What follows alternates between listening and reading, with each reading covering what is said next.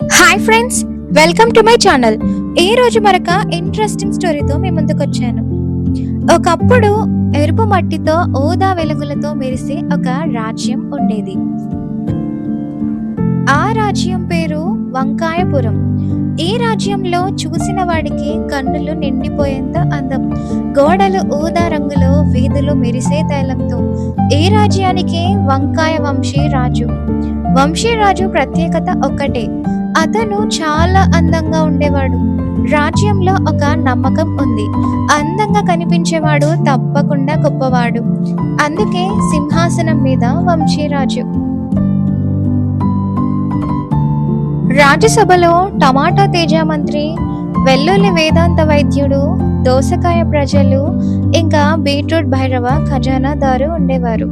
టమాటా తేజ మంత్రి భావోద్వేగాలతో మాట్లాడతాడు, రాజును పొగిడే కలలో మేటి. ఇంకా వెల్లుల్లి వేదాంత వైద్యుడు చేదు మాటలు, నిజం చెప్పే ధైర్యం. దోసకాయ ప్రజలు సులభంగా నమ్మే స్వభావం ఉండేది, శాంతమైన మనసులు. ఇంకా బీట్రూట్ భైరవ ఖజానాదారు బయటకు మాత్రం మౌనం, లోపల మాత్రం రహస్యాలు. ఇంకా రాజ్యసభలో రోజు ఒక్కటే మాట, మన రాజ్యం ఎంత అందంగా ఉందో. కానీ ఎవ్వరూ అడగరు, రాజ్యం నిజంగా బలంగా ఉందా? ఒకరోజు రాజ్యంలో చిన్న సమస్య వచ్చింది. ధాన్యాలు ఆలస్యంగా వచ్చాయి, నీరు తగ్గుతోంది, ప్రజల్లో ఆందోళన పెరిగింది. వెల్లుల్లి వైద్యుడు ముందుకు వచ్చి అన్నాడు, రాజా, రాజ్యం లోపల నుంచి బలహీనమవుతుంది అని. అతని మాట చేదుగా ఉంది. రాజ్యసభ నిశ్శబ్దంగా మారింది. టమాటా మంత్రి నవ్వుతూ అన్నాడు, ఏముంటుంది సమస్య ఇంతకు అంటే? రాజు నవ్వాడు, వెల్లుల్లిని బయటికి పంపించాడు. కాలం గడుస్తుంది, రాజ్యం ఇంకా అందంగా మారుతుంది. పండుగలు, ఓదా దీపాలు, శోభాయాత్రలు. కానీ లోపల ఖజానా ఖాళీ అవుతుంది. రైతులు అలసిపోతున్నారు, ప్రజలు అప్పుల్లో పడుతున్నారు. బీట్రూట్ ఖజానాదారు నిజాలు మాత్రం దాచిపెడుతున్నాడు, ఎందుకంటే నిజం బయటకు వస్తే రంగు పోతుంది అని. ఒక రాత్రి దోసకాయ ప్రజల్లో ఒక చిన్న పిల్లాడు అడిగాడు, మన రాజ్యం ఇంత అందంగా ఉంటే మా ఇళ్లలో ఆహారం ఎందుకు లేదు అని. ఆ ప్రశ్న రాజ్యాన్ని కుదిపేసింది. వెల్లుల్లి మళ్ళీ వచ్చాడు.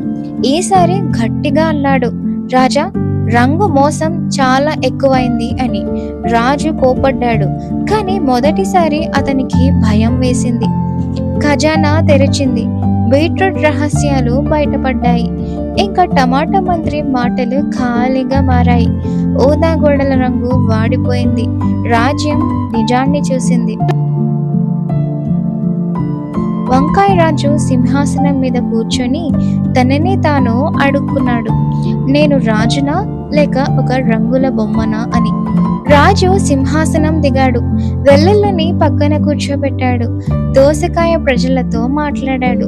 ఈసారి రంగు లేదు, సంగీతం కూడా లేదు, కేవలం నిజం మాత్రమే ఉంది. వంకాయపురం మారింది, అందం తగ్గింది, కానీ బలం పెరిగింది.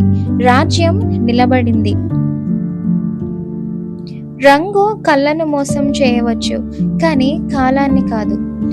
ఫైనల్ గా మోరల్ ఆఫ్ ద స్టోరీ ఏంటి అంటే, అందంగా కనిపించేది గొప్ప కాదు, నిజం చేదుగా ఉన్న అదే రక్షణ. రంగు పోయినా విలువ మిగులుతుంది. మీకు ఇంకా ఇలాంటి స్టోరీస్ కావాలి అంటే నా ఛానల్ని సబ్స్క్రైబ్ చేసి అలాగే బెల్ ఐకాన్ని కూడా క్లిక్ చేయండి. లైక్ చేయండి, షేర్ చేయండి, సపోర్ట్ కూడా ఇవ్వండి. Thank you for watching.